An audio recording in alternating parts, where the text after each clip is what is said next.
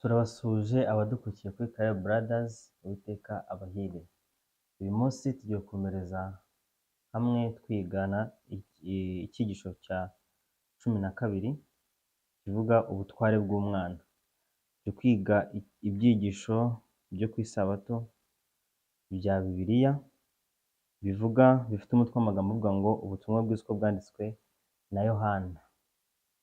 Mbere ko dutangira, muri kumwe nanjye Emmanuel Niyonsenga ndetse na mwene data Niyomfura Eric. Reka tubanze dusenge. Ndagushimiye data twese uri mu ijuru, tugushimiye urukundo rwawe utugirira uko bwije n'uko bukeye, izina ryawe nirihimbazwe. Turakuragije kugira ngo ubane natwe muri kano kanya tugiye kumara twiga ibyanditswe byera. Reka tukurarike kugira ngo intekerezo zacu zihugukire kubyumva, ubane natwe kuva dutangiye kugeza dusoje, ufashe ndetse n'abari kudukurikira aho bari mu mpande zitandukanye z'isi, mu izina ry'umwami wacu Yesu, amen. Amen. Isomo ryo kuzirikanwa turisanga muri Yohana igice cya 5 umurongo wa 26 n'uwa 27. Hari amagambo avuga ngo, kuko nk'uko data afite ubugingo muri we, niko yabuhaye umwana ngo abugire nawe, kandi yamuhaye ubutware bwo guca amateka, kuko ari umwana w'umuntu. Nanone amagambo ari mu mwuka w'ubuhanuzi ajyana n'iri somo ryo kuzirikanwa araboneka mu gitabo cy'ibifuzwa ibihe byose paje 208. Hari amagambo avuga ngo, Yesu yaravuze ati, ubushobozi bwanjye bwo gukora imirimo mu nshinja mbuterwa n'uko ndi umwana w'Imana, nkaba ndi umwe nayo muri kamere, mu bushake no mu migambi, mfatanya n'Imana mu bikorwa byayo byose byo kurema ndetse no kugira neza. Muri Daterik, ubutware bw'umwana niko titiri ivuga. Isomo ryo kuzirikanwa rivuga nk'uko data afite ubugingo muri we, niko yabuhaye n'umwana. N'umwuka w'abahanuzi muri kino gitabo nacyo kivuga ku bushobozi bwa Yesu. Ibyo bintu birahura gute? Hano biragaragara neza ko Yesu afite ubutware bungana na se. Yego. Muri make Yesu Kristo ni umwe na data wa twese. Amen. Nta tandukaniro na rito rihari hagati yabo. Yego. Umwe anganya n'undi ubutware. Reka dukomeze ku ngingo yo kuwa mbere ivuga ngo guhwana n'Imana. Turatangirana n'ikibazo kiriboneka kivuga ngo, uretse kuba yarakijije uwari waramugaye ku isabato, ni iyihe mpamvu yindi yatumye abayuda banga Yesu? Isomo turarisanga muri Yohana igice cya 5 umurongo wa 17 n'uwa 18. Haravuga ngo, ariko arabasubiza ati, data arakora kugeza n'ubu, nanjye ndakora. Nicyo cyatumye abayuda barushaho gushaka kumwica, kuko uretse kuzirura isabato gusa, ahubwo ahora yita n'Imana ko ari se bwite, akigereranya nayo. Nyine ikindi usibye kuzirura isabato, ni uko yigereranyaga n'Imana. Icyo bamushinjaga bivuze ngo byari byaratangiye na mbere y'uko akiza uno muntu ku isabato. Cyane rwose. Umwuka w'abahanuzi haravuga ngo iki? Yesu yavuze ko anganya n'Imana uburenganzira. Ishyanga ry'abayuda ryose ryitaga Imana se. Nicyo gituma batagombaga kurakara bene ako kageni niba Kristo yari avuze ko afitanye iyo sano n'Imana, ahubwo bamushinjaga kwigereranya n'Imana, bigaragaza yuko bumvaga asa naho yisumbukuruje mu byo avuze.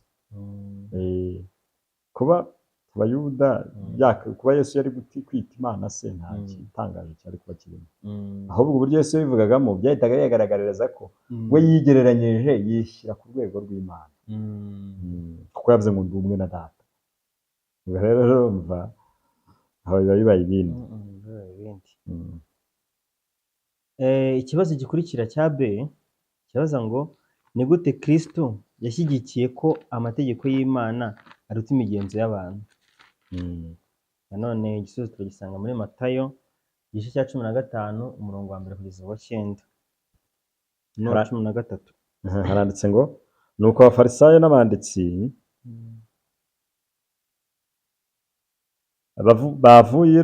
bavuye i Yerusalemu baza aho Yesu ari, baramubaza bati ni iki gituma abigishwa bawe bataziririza imigenzo y'abakera, ntibajabike intoki mu mazi bagiye kurya?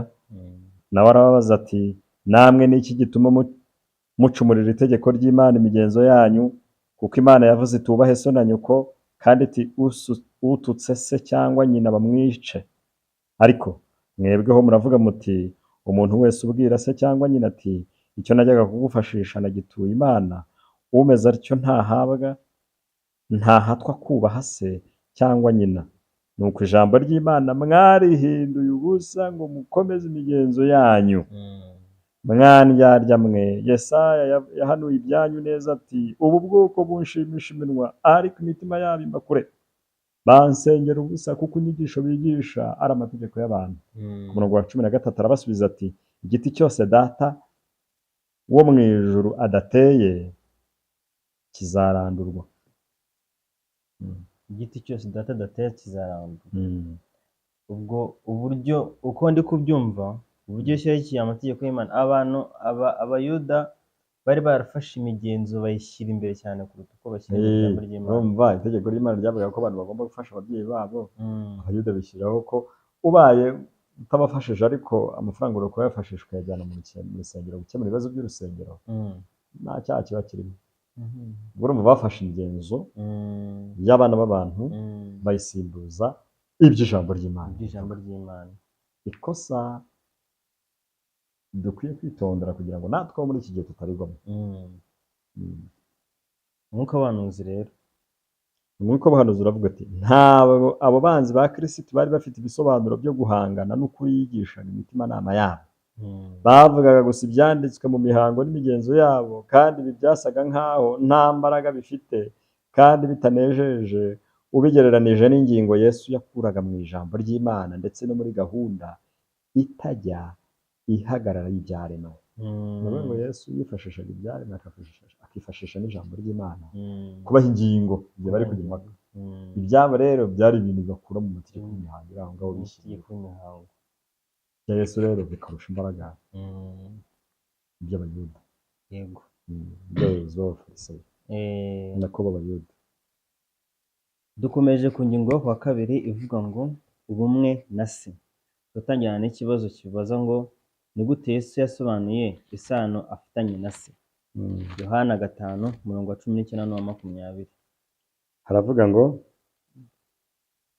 Yesu arabasubiza ati ni ukuri ndababwira yuko ari ntacyo umwana abasha gukora ubwe atabonye se agikora, kuko ibyo se akora byose n'umwana ari byo akora, kuko se akunda umwana we akamwereka ibyo akora byose, ndetse azamwereka n'imirimo iruta iyi kugira ngo mutangare.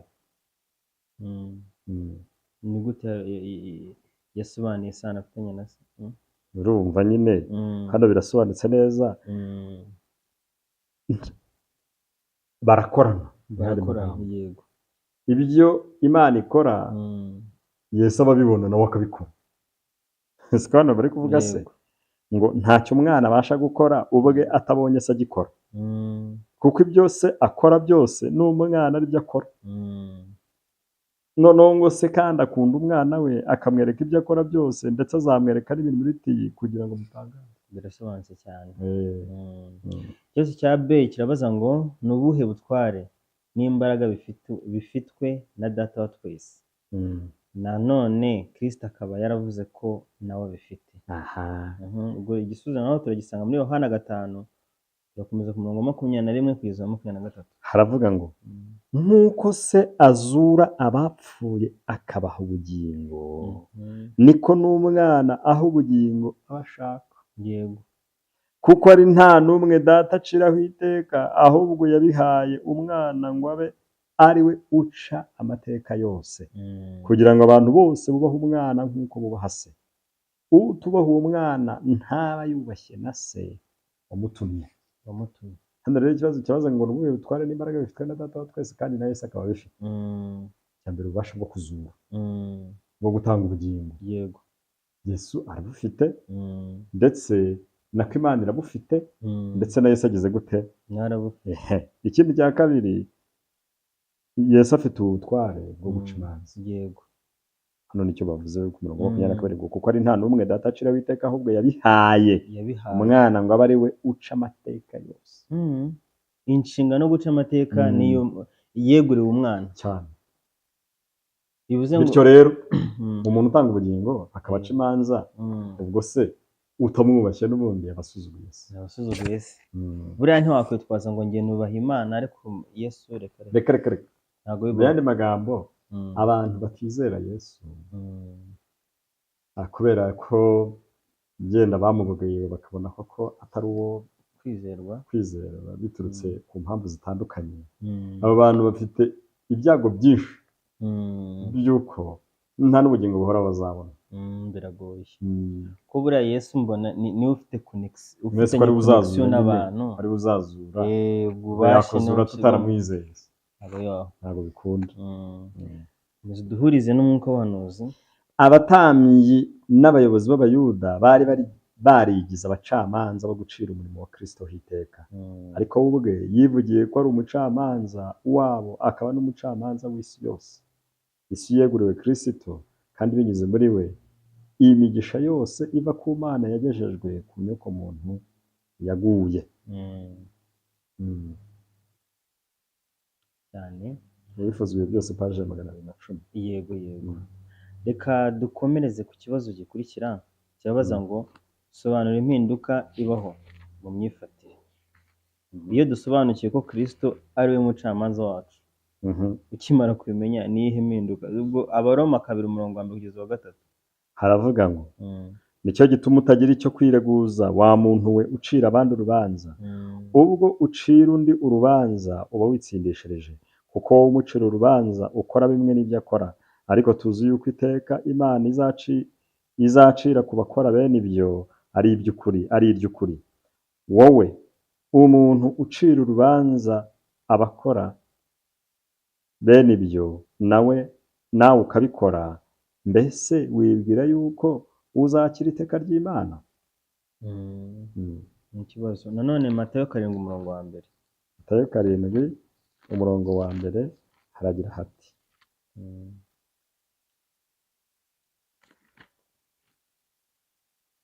ntimugacire abandi urubanza mu mitima yanyu, kugira ngo namwe mutazaracirwa.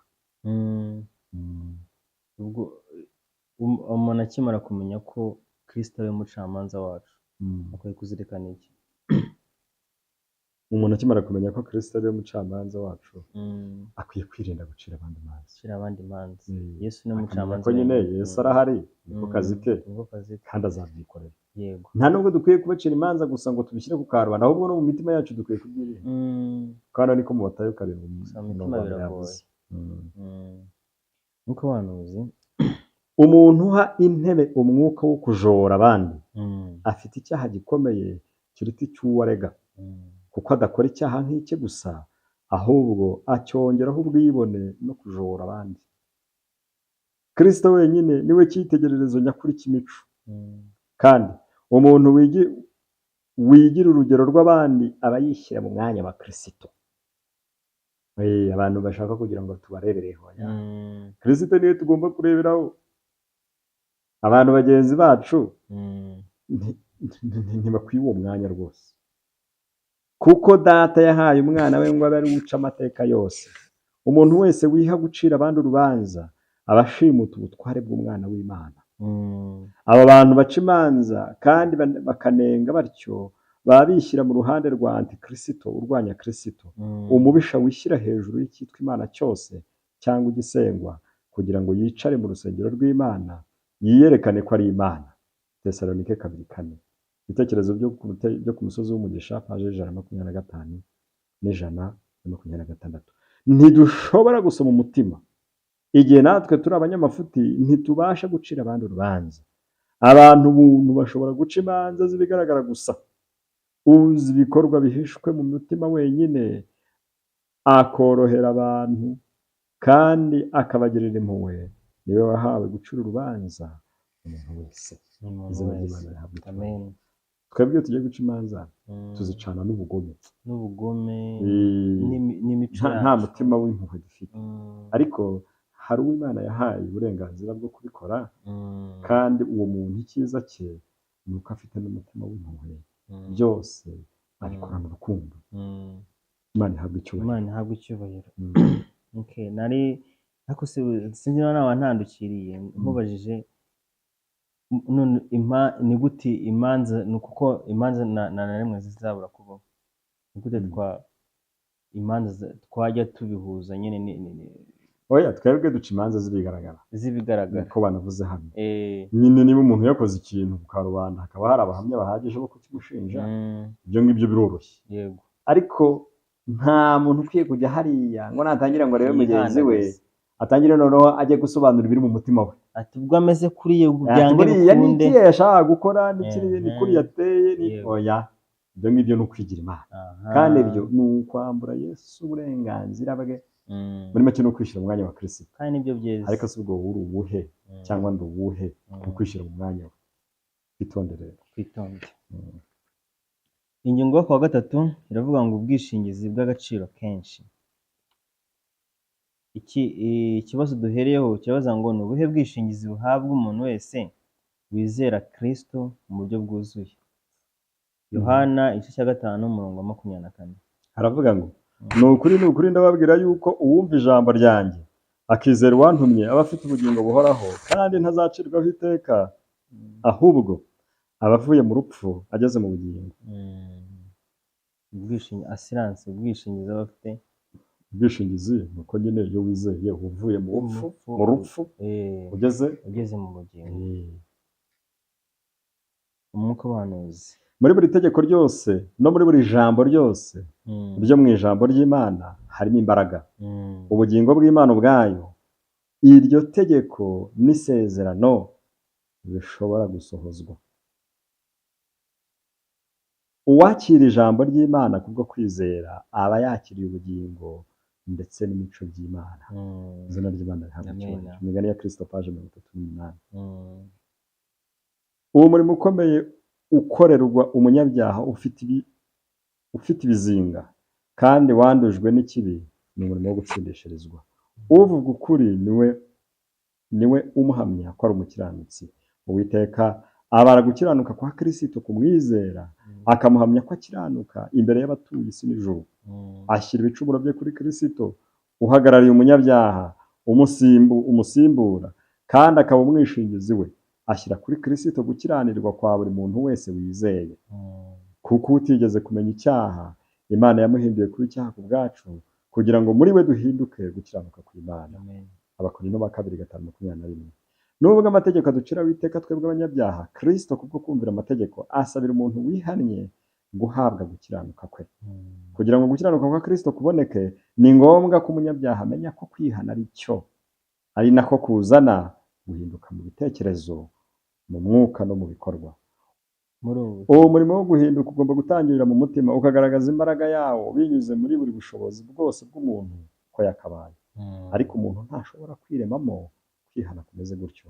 Ashobora kukubonera gusa muri Kristo wenyine wazamutse mu ijuru, afite iminyago myinshi, agaha abantu impano. Ubutumwa bwatoranijwe volume ya mbere paje 392 na 393. Hano birasobanutse cyane ko ubwishingizi ari muri Yesu. Ubwishingizi ni muri Yesu. Ku munyabyaha iyo yihannye, Kristo ahita amufata akamushyiraho gukiranuka kwe. Umuntu agahita agaragara imbere y'Imana ari umukiranutsi, bityo akaba aratsindishije. Amen.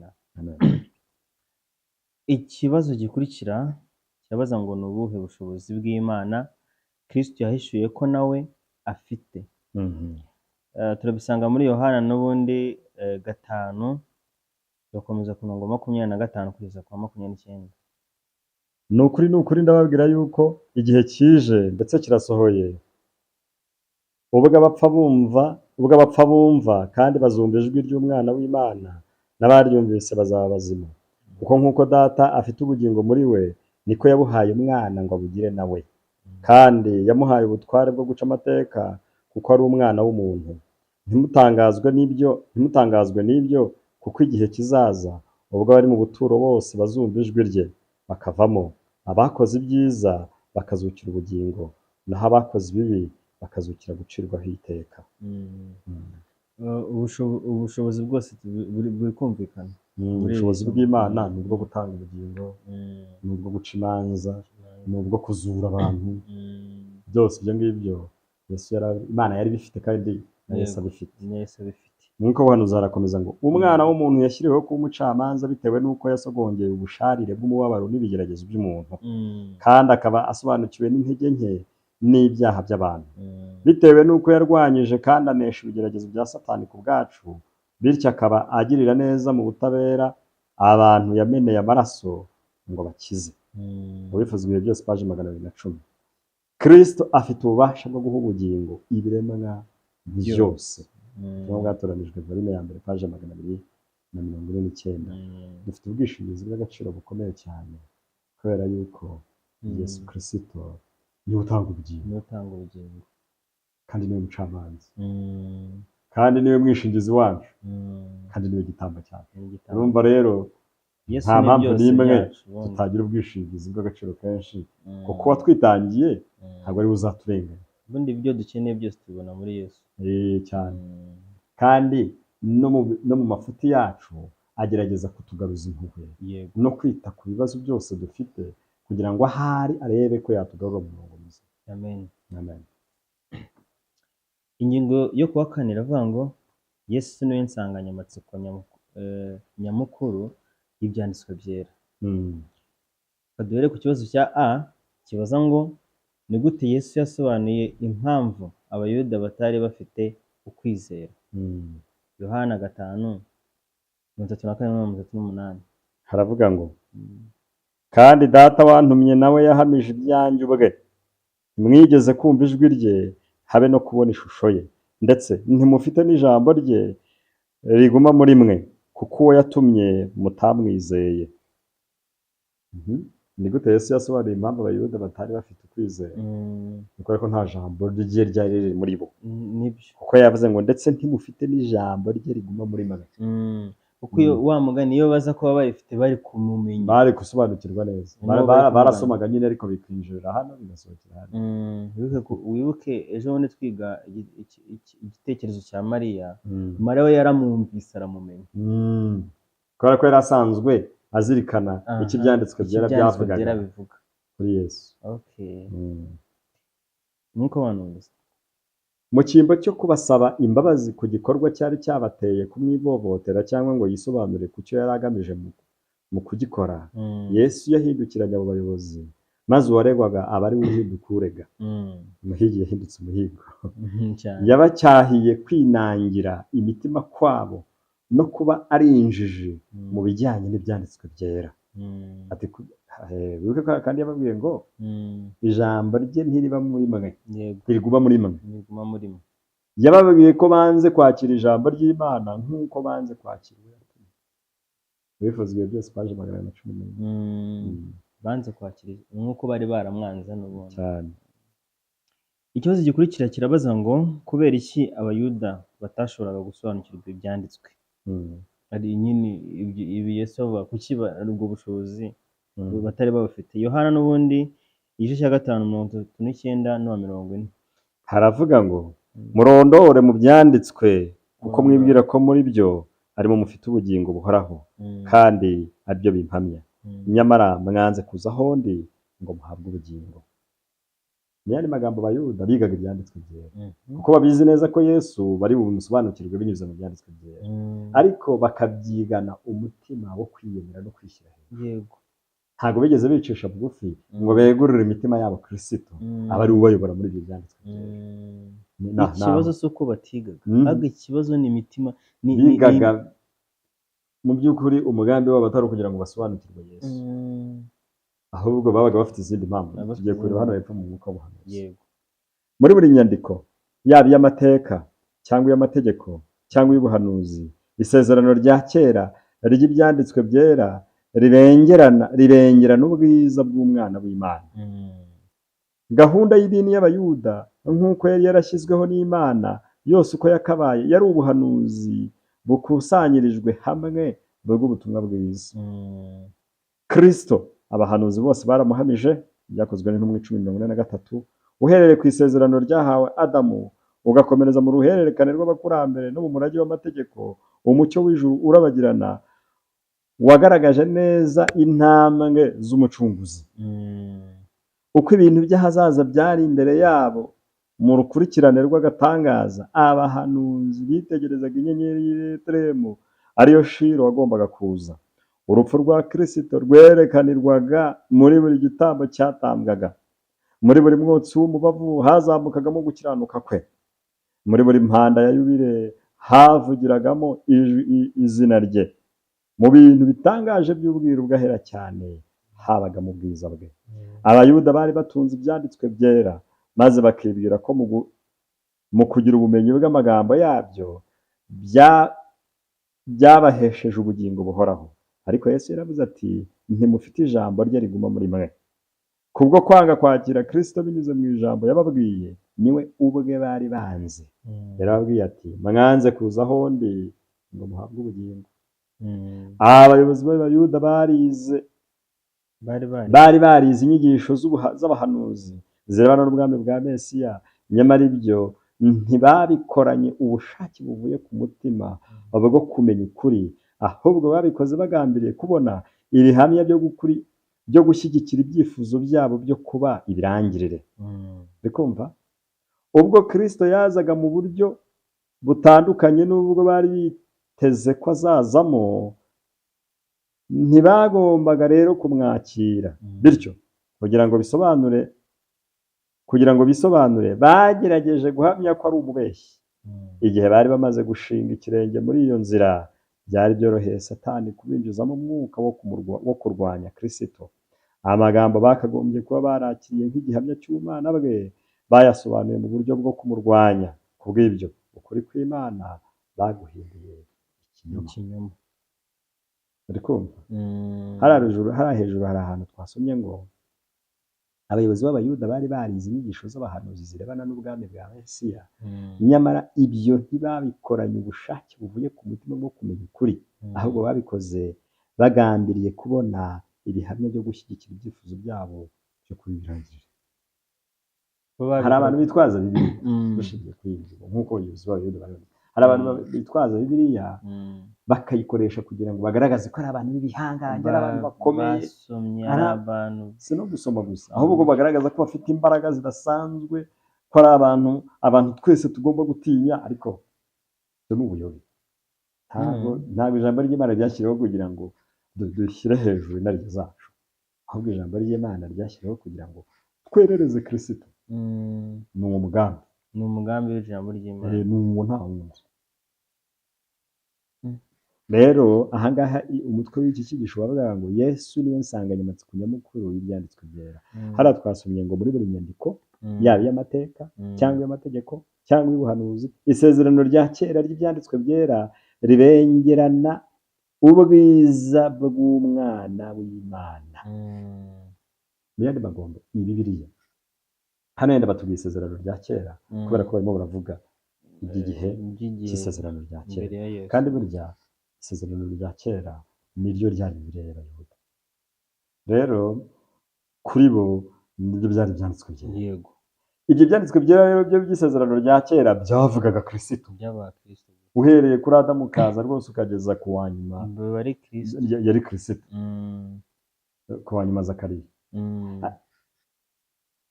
N'isezerano rishya rero naryo ni uko burya ni Kristo, ko riraza rikatubwira iby'imibereho ya Yesu, biriya bitabo bine, rikatubwira ibyakozwe n'intumwa, uburyo Yesu amaze kujya mu ijuru yahaye inshingano abigishwa, noneho ya nshingano nabo bakayishyira mu bikorwa yo kubwiriza Yesu. N'ubundi urumva tujuru baracyavuga ibya Yesu. Hakaza kuza umugabo witwa Pawulo. Uwo Pawulo nawe akaza agahita yandika inyandiko ze zose yerereza Yesu. Reba igitabo cy'Abaroma, igitabo cyiza cyane.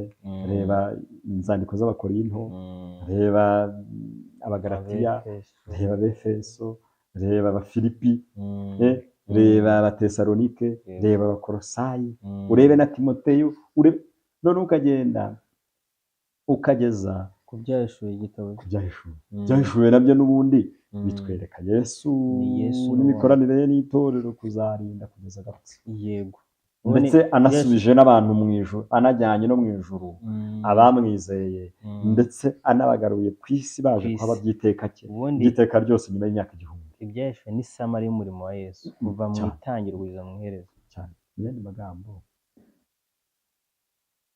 Bibiliya yose Yesu.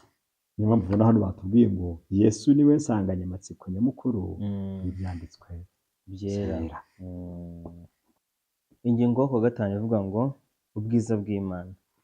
Ikibazo tugiye kuvugaho kirabaza ngo ni iki cyatumye abayuda banga Yesu maze bagashaka abigisha b'ibinyoma. Yohana 5 n'ubundi umurongo wa 41 kugeza 44. Sinshaka ishimwe ry'abantu, ariko mwebwe ndabazi yuko mudakunda Imana mu mitima yanyu. Jye naje mu izina rya Data ntimwanyemera, ariko undi naza mu izina rye ubwe we muzamwemera. Mbese mwabasha mute kwizera kandi mumaranira gushimwa n'abantu mu cyimbo cyo gushaka ishimwe riva ku Mana ubwayo? Icyubahiro mu bantu. Muri make hano Yesu yarabwiye ati mwebwe icyanyu murimo murashaka gumaranira gushimwa n'abantu, kandi njye ntabwo umugambi wanjye ari ugushimwa n'iki n'abantu. Niyo mpamvu kiriya kibazo cyabazaga ngo ni iki cyatumye abayuda banga Yesu maze bagashaka abigisha b'ibinyoma. Ni uko bishakiraga gushimwa n'abantu. Rero buriya iyo umuntu yageze ku rwego rwo gushimwa n'abantu kaba kabaye. Guharanira gushimwa n'abantu waya tukwiye guharanira gushimwa n'Imana. Twagira amahirwe abantu bagenzi bacu bakabana bari abantu bemera Imana bakayishima. Yego, bagashima Imana ubwacu. Bagashima Imana ku bwacu. Naho bakurenga tuvuge niba wemeye Imana bikaba ngombwa ko bakurenganya. Urabona nka Mariya ni Mariya n'ikirema kino cy'Ibetesida. Wabonye ko cyavuze ibyamubayeho wamukijije, bakamukwena ntiyabyitaho, arabihorera. Niryo tandukaniro rero ikirema kimaze gukira cyaragurutse gihita gifata n'uburiri bwe, kuko Yesu yari wamukijije yari yamubwiye ati fata uburiri bwawe wikorere ugende, nawe ahita ahaguruka afatiraho aragenda. Bamuye mu nzira batari ku wowe ufite ibyago kwanza ninde wagukijije, ikindi ntabwo uzi ko uyu munsi ari ku isabato. Ariko ati rero njye rwose mu amahoro, uwankijije niwe wambwiye ngo nikorere uburiri bwanjye, niwe wabimbwiye, ibindi byose ni urabona ko cyari cyarenze gushimwa n'abantu, ahubwo kiri gukora cyumvira ibyo Yesu yagitegetse. Mbona nubwo kitari kimuzi, ariko cyabonye ko umuntu ufite ububasha bwo kugikiza uwo muntu ashobora byose, atari umuntu usanzwe, ntabwo ari umuntu usanzwe, afite ububasha buturuka ku Mana. Erega na Mariya niko byagenze. Nawe Yesu yamuhishuriye, yamurebye mu mutima amuhishurira ibintu ahita avuga ati uyu ni Mesiya. Uri Mesiya kabisa, ahita asobanukirwa. N'abayuda baramukonye nawe ntiyabyumva, ni Mesiya ko yambwiye ibyanjye byose. Mwuka w'ubuhanuzi Yesu yaravuze ati simparanira gushimwa n'abantu. Ntabwo ubwamamare bukomotse ku rukiko rukuru rw'Abayuda ndetse no kumwemera kwabo ari byo bintu yifuzaga. Nta shimwe yari kwemera kwakira rivuye mu kuba bamwemera. Yari yarahawe ikuzo n'ububasha byo mu ijuru. Iyo abishaka abamarayika baba baraje bakamuha icyubahiro, ndetse na se aba yarongeye agahamya ko ari Imana. Ariko ku bwabo, kubw'ishyanga bari babereye abayobozi, yifuzaga ko abayobozi b'Abayuda bamenya neza imico ye maze bakakira imigisha yari abazaniye. Uri kumva? Jye naje mu izina rya Data ntimwanyemera, ariko undi naza mu izina rye ubwe muzamwemera. Yesu yaje kubw'ubushobozi bw'Imana, afite ishusho yayo, asohoza ijambo ryayo, ashaka ikuzo ry'Imana, ariko abayobozi ba Isirayeli ntibamwakiriye. Nyamara igihe hari kuza abandi bantu bavuga ko bafite imico ya Kristo, ariko bakoreshwa n'ubushake bwabo kandi bishakira ikuzo ubwabo, bari kubakira. Mbese ibyo ni ukubera iki? ni ukubera ko uwishakira ikuzo rye bwite yitabaza ibyifuzo byo kwishyira hejuru y'abandi. Uwishakira ikuzo rye bwite yitabaza ibyifuzo byo kwishyira hejuru y'abandi. Bene ibyo byifuzo abayuda bari kubyemera, bari kwemera umwigisha utari ukuri kubera ko yari kuba yagushije neza ubwibone bwabo, yemera ibitekerezo n'imigenzo byabo bari bagundiriye. Ariko inyigisho ya Kristo yo ntiyahuzaga n'ibyo batekereza. Yari inyigisho y'umwuka kandi igasaba ko inarijye ibambwa, nicyo gituma batari kuyemera. Ntabwo bari bazi Imana, bityo rero ijwi ryayo ryanyuraga muri Kristo ryari ijwi ry'umunyamahanga. Mbese ibyo si byo binakorwa muri iki gihe cyacu? Mbese ntihariho benshi, yemwe no mu bayobozi b'idini, banangira imitima yabo bakarwanya umwuka wera, bagatuma bitabashobokera kumenya ijwi ry'Imana? Mbese ntibaba barimo kwanga ijambo ry'Imana kugira ngo babone uko bagendera mu migenzo yabo? Uwifuzwa ibi byose, paje 212 na paje 213.